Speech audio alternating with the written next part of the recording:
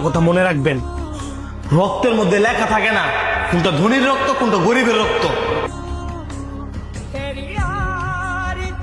আপনার মা যদি শুনে যে লোকটা আপনার মারে রক্ত দিয়ে বাঁচাইছে আপনি তার সাথেই খারাপ ব্যবহার করছেন, আপনার মা কতটুকু কষ্ট পাইব।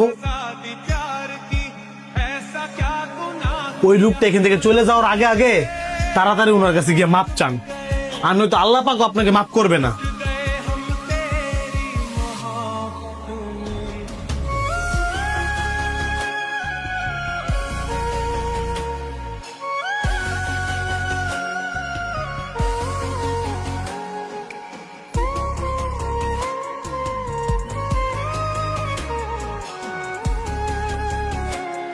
পান নাই?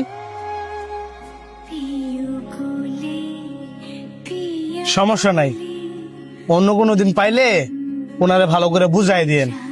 আপনি যে আপনার ভুলটা বুঝতে পারছেন এটাই অনেক।